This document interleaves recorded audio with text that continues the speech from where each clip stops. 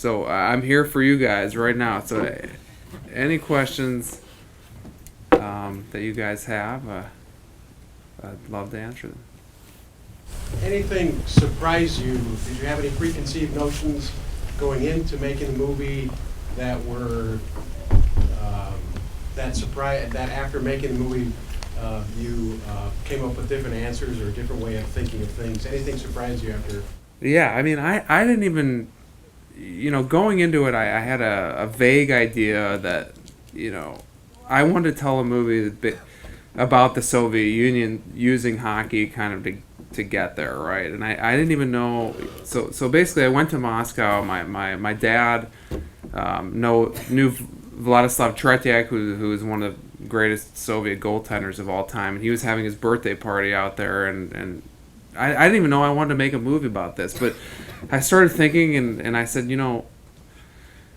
who else is going to be at this birthday party? And apparently, he was going to have a lot of his friends who were on these great teams there, and I started thinking more, and I thought, well, maybe if I go out there and I start, I could actually interview a lot of these guys, and I could, I knew that this story, that these players were confined to a camp, and that they lived a certain lifestyle, and they were one of the greatest sports dynasties of all time. But I really didn't know kind of where the story was going to lead. I didn't even, get Fetisov, who turned out to be the lead character in the film. I didn't even know he was going to be in the film until the last day of my shoot in Moscow.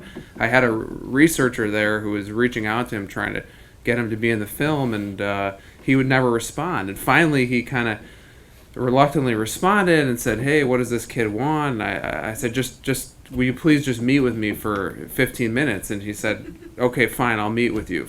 So he showed up, and both of us understood that it was going to be a 15-minute interview, and it turns out at the end that he stayed there for 5 hours. And so I had my crew ready, and we shot for 5 hours, and it turned out that he as the interview continued, I realized that this guy was, a really interesting character, and that, his story would sort of might be the focal point of this movie. So it kind of evolved in that way, and that was obviously really surprising. And throughout all the details that these players, gave me were things that I didn't know what they were going to say or sort of how they were going to act. A lot of the things in this film aren't necessarily sort of exactly what they say factually, but it's more kind of what they say between the lines, and that's what make, I think, great films. It's not always sort of what the people are saying to you, because oftentimes the audience, you're not really even paying attention to what they're saying. You're sort of getting the feeling of what they're trying to communicate to you. And oftentimes they can't even express that, but you kind of get it through their emotional response to the questions that you're asking. You saw some of that during the film, so. How many of them speak English besides the subject? They all kind of understood English pretty well, but Fetisov was the best kind of English speaker in the film. Obviously, I got some guys who were coaches and spoke English very well, who were kind of the commentators, but they understood it, but they, to varying degrees, some of them spoke a little bit better than others, but yeah. How about you? First of all, thank you for coming tonight. My question is, when you were making this documentary, looking back, talking to NHL officials, coaches, team members of American hockey teams, what was their response to this project? Because it seems like there was sort of a negative response to Russian players coming, and then it seems things worked out. And now looking back, do you think American hockey players or officials who were there back then, did they really want to get into this or talk about this, or did not? Meaning the right now, the Yes. Americans in general and hockey that players. Around back then. What's interesting is that I showed this film to a lot of the guys who were actually playing in the Miracle on Ice, who were the American players that ended up winning the gold medal. And I thought initially they were going to be like, I want to protect our legacy, and they really didn't want to kind of acknowledge how sort of great this team was and sort of what they did, and sort of that they were, I wasn't sure how they were going to respond. And I ended up screening for like most of the players, and they were all just like incredibly enthusiastic about it, and really they wanted to know themselves sort of how these guys live, what they were going through. And for them it was like, they didn't even know kind of the extent and sort of really understand who these guys were, underneath kind of the cliches that we all kind of know about. And I think that most people that have seen this film, a lot of guys I'm sure who I don't even know, NHL players and coaches and so on, I'll hear little things here and there, and I think that they really, for them, it's very educational, and it's just really all about kind of the storytelling, and I think the storytelling really kind of gets underneath people's skin, regardless of sort of how they feel about Russia today, or sort of how they felt about the Soviet Union back then. It's really kind of a very unique moment in history, and a really unique story about these guys and how they lived, and sort of what that time period was like, and sort of what these individuals were going through, and these people as just regular people. Yeah, I like this movie a lot, and I was really intrigued by one aspect of it. Is when you film the interviews with the other players who are really close to Fatisa, it seemed like the way the interviews were staged in terms of how they're standing or sitting, what the room looks like, fit the emotional tone of what they were saying. So the one who doesn't, I forget his name now, the one who doesn't support Fatisa, when they go on TV, and so they kind of break. The room that he's in makes him feel kind of this big room, and he's just this one guy. He feels kind of alone. What I'm curious about is when you decided how to set this up, because you could have chosen any number of settings, probably. Did you have a sense of what story they were going to tell, and so you picked a locale that would fit with that, or did it? Yeah. I think that's a great question. So I think the answer is a little bit of luck, and a little bit of pre-planning, and then just improvising. But I had sort of a vague sense of who these people were, and this general story, and then as you're kind of looking at locations, I didn't have that much time. I was in Moscow every day. You're trying to find new locations, and then basically how they're sitting in a room, where you put the chair, how far away I am from them, and sort of how I'm telling the cameraman in terms of how I want them positioned in the frame, in terms of what emotions I'm trying to communicate from them. It's a little bit of it's just the honest truth, I didn't have that much time, but yes, you try and be as kind of artistic, not just for the sake of artistic, but also so that you're communicating the sort of general idea of that character, and a lot of that location is really important. And I think making those locations sort of authentic, and not like you're in some sort of random Radisson hotel in a corner, and you see the same thing you see in kind of a lot of these other documentaries. You want it to kind of feel a little bit authentic, because in documentary you don't have that many tools to work with. A lot of times you're like in this film, there are talking heads, but what can you kind of do in addition that will give it sort of more authenticity and uniqueness and sort of feeling behind it? And that's like that's kind of the art of it to a degree. I'm curious, one of the most effective tools I saw was the archival footage you have. Doing a piece like this, you're often kind of a victim of what you can find. Discuss how you found some of this footage. Yeah, so I had some researchers in Russia looking for things, and basically I eventually I had to basically.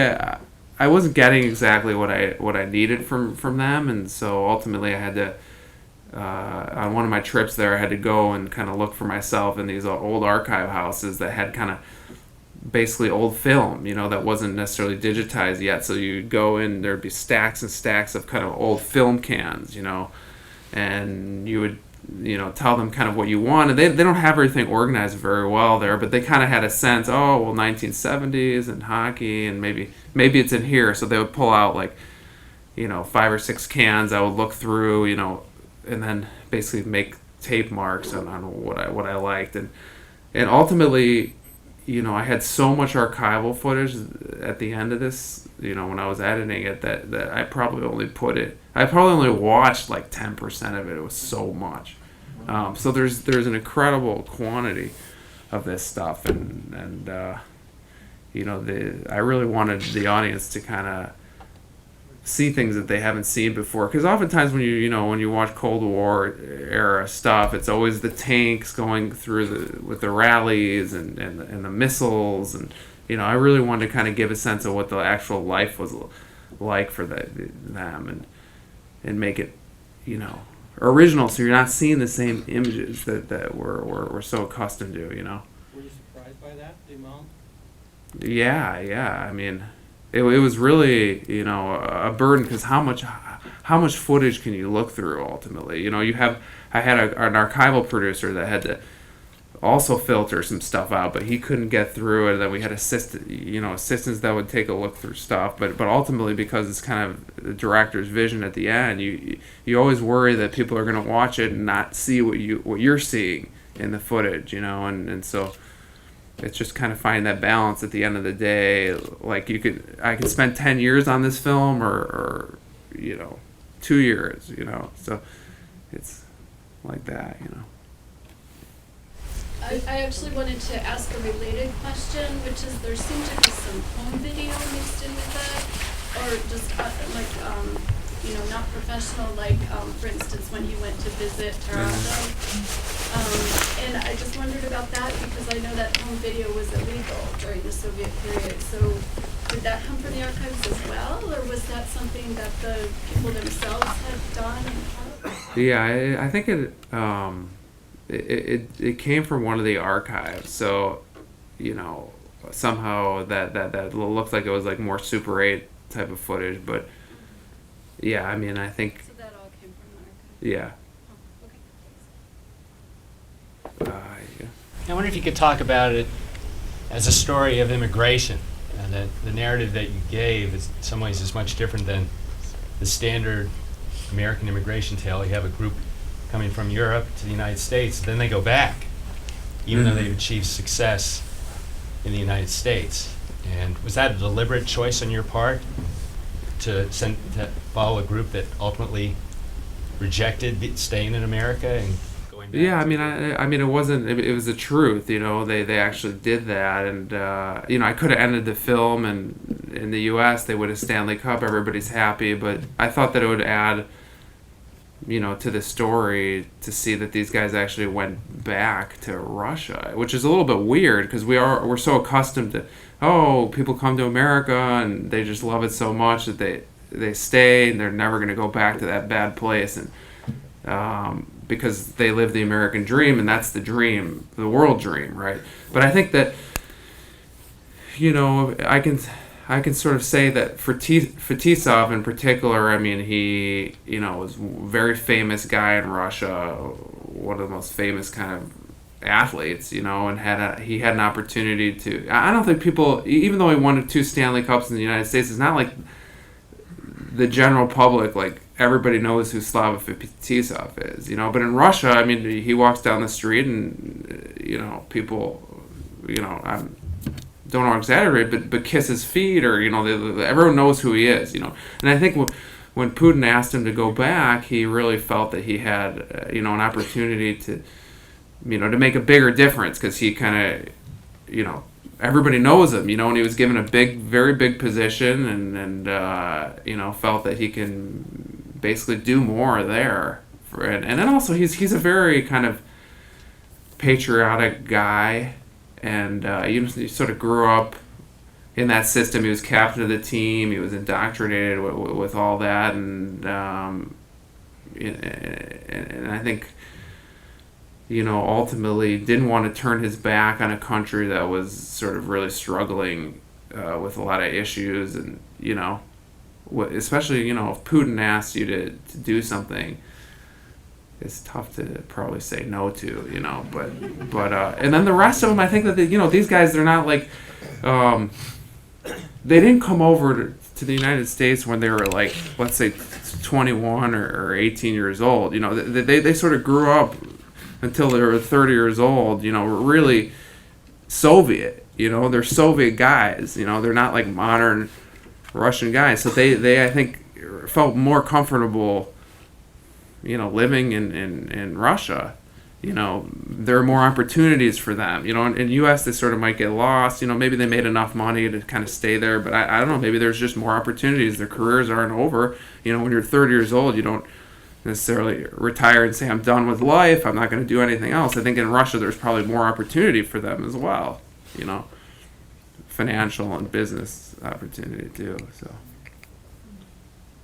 Do they still come back and forth between North America and Russia?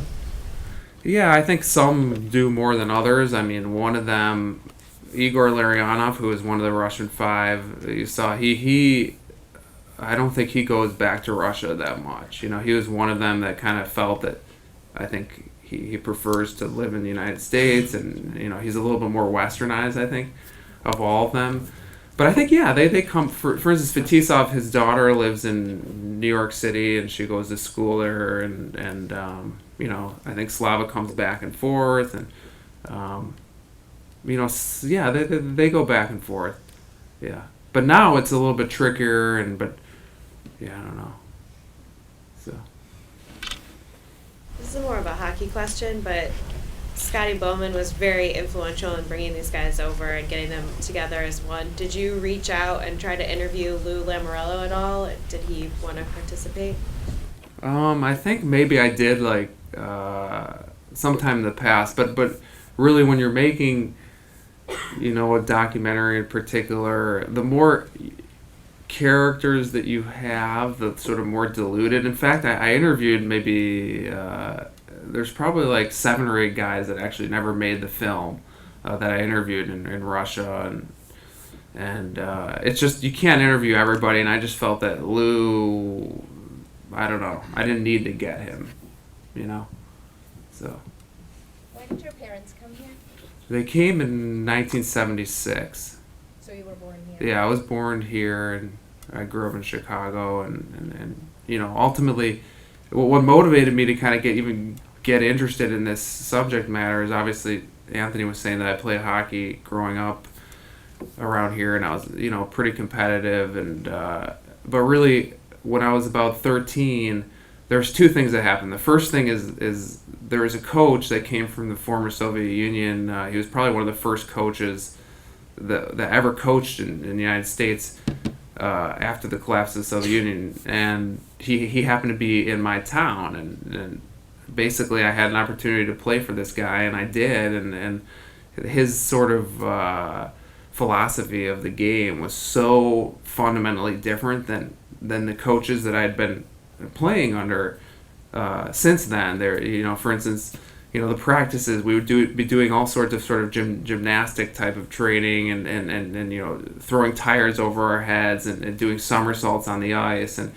a lot more passing, way more passing, and it was just it was a lot more fun, and the practices were, really creative and interesting, just so different than what I was used to, and it was just really opened my mind about how the game can be played differently, and sort of how to think about the game differently, and sort of how to be creative. And then when I was about 15, I got a VHS tape.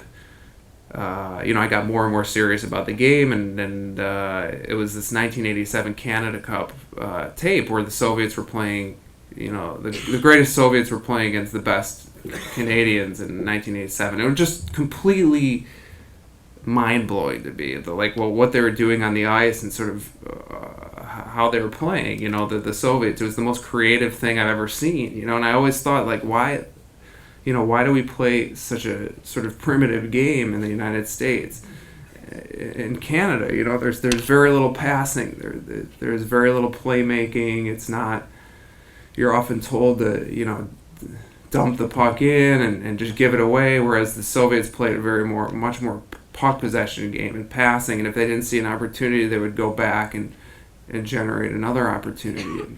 And so I just sort of really was blown away by it, and it made a huge impression. It made me want to know more about kind of this team and how they trained and how they played and what life was like, and it made me want to know more about my own roots, you know, because before that I didn't really, you know, care about, you know, being the son of Soviet immigrants. You know, it wasn't very interesting or cool, and you know, you got made fun of by your friends, which was fine, you know, because I got them back, but you know, it wasn't something I was interested in exploring. And then, you know, when I saw them play, it really kind of brought, because I was so interested in hockey, I wanted to know so much more about this, and that's what really kind of got me excited about learning about the story, you know. Who chose the music?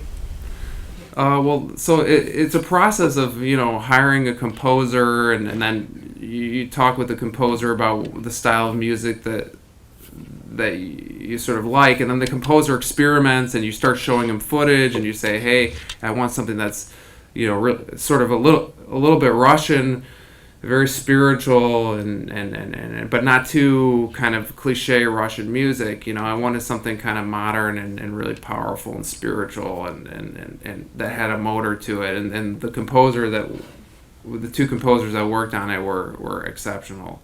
Yeah, it really projected the emotion of the moment. I thought very effective. Cool. Yeah, I'll tell them. Yeah, thank you. So, how did you meet Werner Herzog? So yeah, Werner Herzog, who's a producer on this film, he's a famous, for those of you who don't know, he's a very famous, kind of very eccentric German director. He's a really strange guy, very, you know, one of a kind guys. He's made a ton of films. So anyways, I had worked with him on another film called Bad Lieutenant that I had produced with my brother, and that's where we developed a relationship. Then when I was almost done with this film, you know, it always helps to kind of have somebody vouching for it, you know. And at the time, I'd shown it to a few people, like actually buyers, and I got some no's, you know. And I was thinking, God, you know, how could they not like this film? What the hell's going on, you know? And you know, I said, geez, maybe I need a couple of big names to kind of show that this is a good film, you know, that, you know, people who have names really like this movie. And so Werner, I showed the movie to Werner, and he was just like, wow, this is great, and, you know, what can I do to help?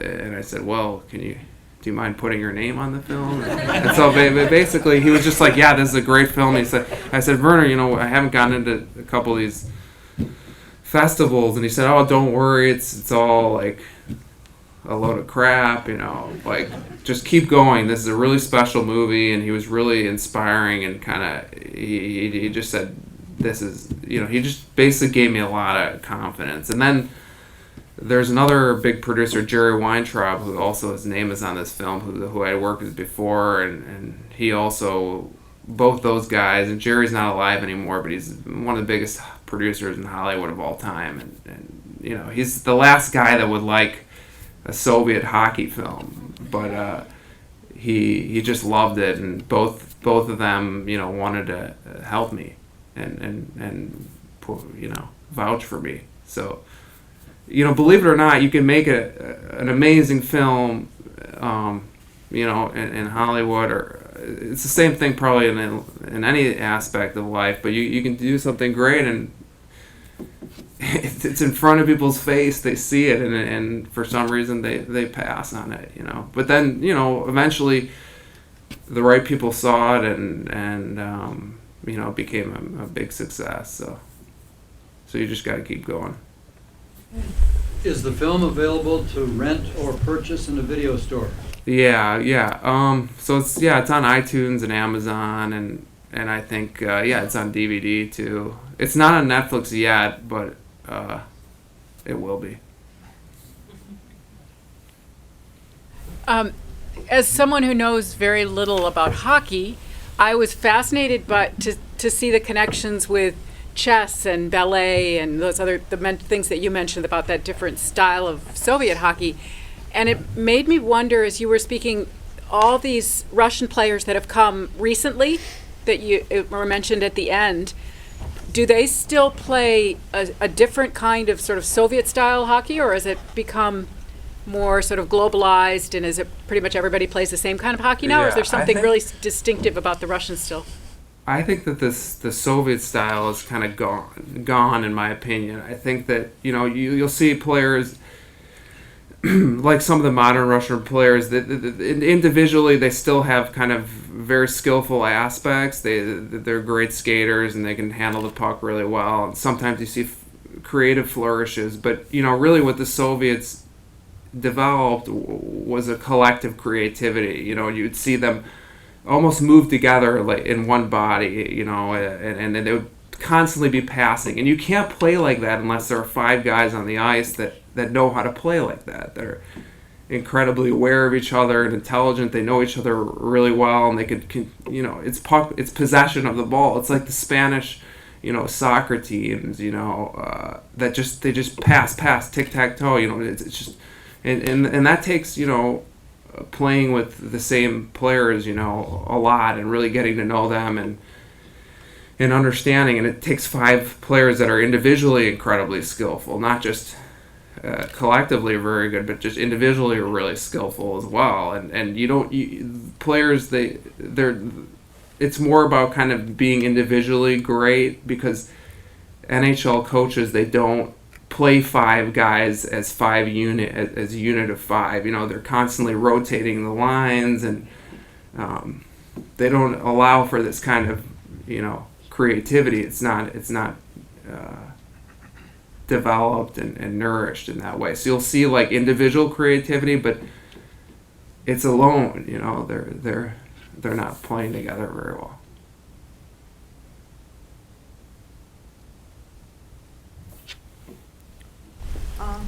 Thank you for this fascinating movie. It make us laugh. It make us like grasp. And my question would be regarding those part which you mentioned behind the lines, behind the hockey. So I was wondering how you could get that KGB guy to speak out, because usually they will not speak. And who is the little girl? Yeah. So the first question is, how do we get the KGB guy? So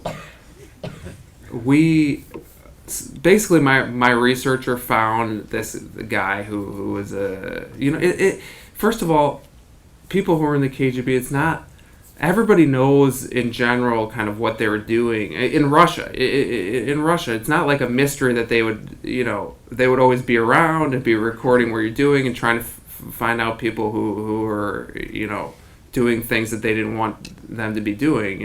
Everybody knows that. So this guy, they found this former KGB operative, and I basically was asking him questions, but the way I was asking, I was just constantly trying to pry from him, and really kind of get something from him, and he was being very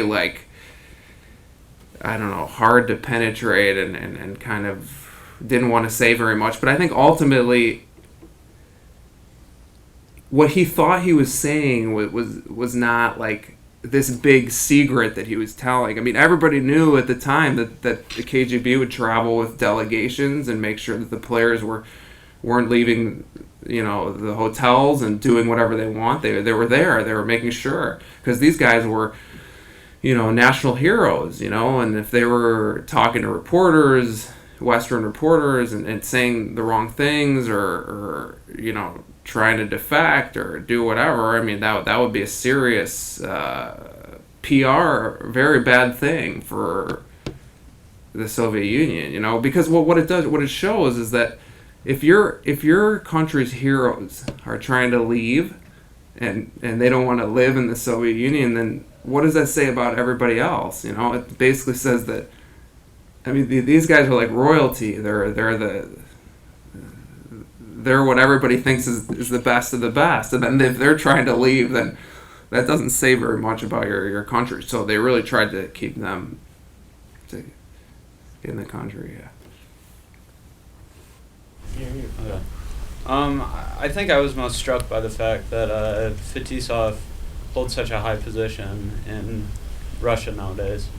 And my question for you, I assume that maybe Putin appointed similar people to high up positions within his regime, and I wonder if you got any sense of sort of what his goal and also maybe the larger goal for Russia was among that elite group of people. Yeah, I mean, I think, first of all, you can't be powerful or, a powerful politician in that country unless you're doing, if you're in opposition to Putin, then you're pretty much, your time is very limited there, so he's not going to have much of a career if he's, going against what Putin's saying and trying to cause trouble and saying, hey, this isn't right.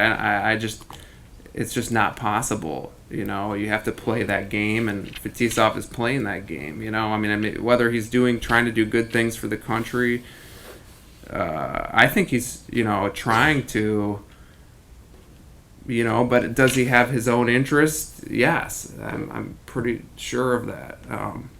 But I mean, I think it's always that balance, and I think we all have to find that balance of, looking out for yourself, but also, trying to do as much good as you can, and playing in the system that you're playing in, because if you're playing another sort of system, then there's a lot of high risk, and you might not be able to accomplish what you want to accomplish, and I find that same sort of struggle in Hollywood too. I mean, you can say, oh, it's all what bullshit, this is all, this is terrible, and they're not making the kind of movies that they should be making, or they're hiring the wrong people, or so on. But that's not going to do you any good, So.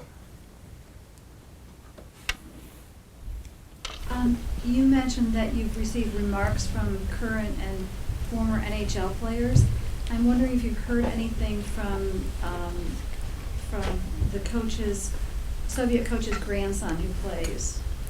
Yeah, I was always curious. So this, one of the Tikhonov, who's comes across as more of a villain in this movie. His grandson is also Viktor Tikhonov, and he was playing on the Blackhawks, and he played in Russia for a while. Is actually playing in the NHL now, and I was always actually really curious. I felt bad. I was like, Jesus, I'm kind of, this guy's not coming across that nice in my movie. I wonder what I feel bad for his grandson, who's now playing Blackhawks, which is where I grew up in the same team.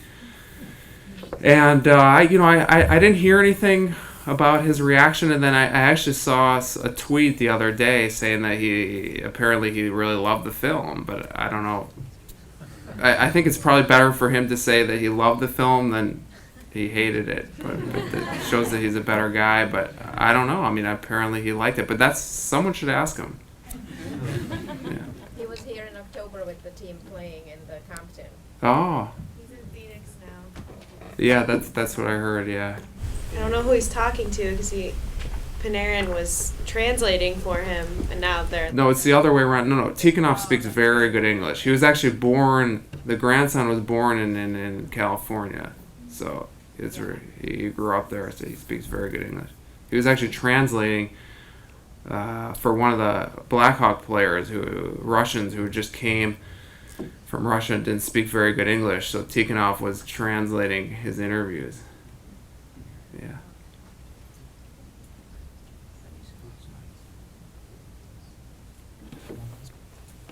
So, how are the players who defected viewed today, right? Because I would assume that there's some sort of deep-seated stigma towards them, considering that they left the country, sort of abandoned their nationalism at the height of, or what they would consider, what would have been considered the height of Russian hockey. So how? Yeah. Well, first of all, if you guys want to see a great panel tomorrow, we've got a couple guys that were very high-level defectors, but not from the Soviet Union. But yeah, I guess it was the Soviet Union, but from basically Peter Stastny and oh, why am I blanking? No, but Alex, you didn't defect, did you? No, he didn't. He didn't defect. But anyways, Klima, yeah, yeah, exactly. So, well, yeah, you should come tomorrow and check it out. But basically, okay, so an interesting story. So Alexander McGillney actually called me. We were playing phone tag, and I said, hey, there's this event. I'd love you to come. Have you seen Red Army? He said, yeah, I saw it. I said, well, what'd you think? He said, wow, what do you mean? What did I think? And I go, well, did you like the movie? Like, and he goes, he's like, come on, basically he felt that that it was not really a good thing for him, because even now, a lot of people have in Russia are still somewhat nostalgic and have this, that mentality that Soviet Union, you're not supposed to defect. It's the worst thing. It's like being a traitor, and so I think that there still is this sort of mentality, but it's kind of washed away, now they don't really, McGillney's working in Russia now. He's I think a GM for a KHL team, and he had a great NHL career, and it's risky, but he made that calculation. He was a young guy, and felt that his relationship with Tikhonov, like he wasn't going anywhere.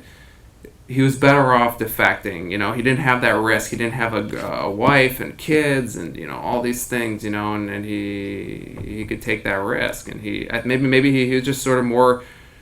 He was sort of a more risk taking kind of guy too. But I'm sure Alex and Peter have more accurate. I grew up in Czechoslovakia, and we were all very happy for them when they made the run for it. So. Yeah. Well, exactly. Well, that was a different country, but yeah. If there are no further questions, can you join me in thanking you? Thank you, guys.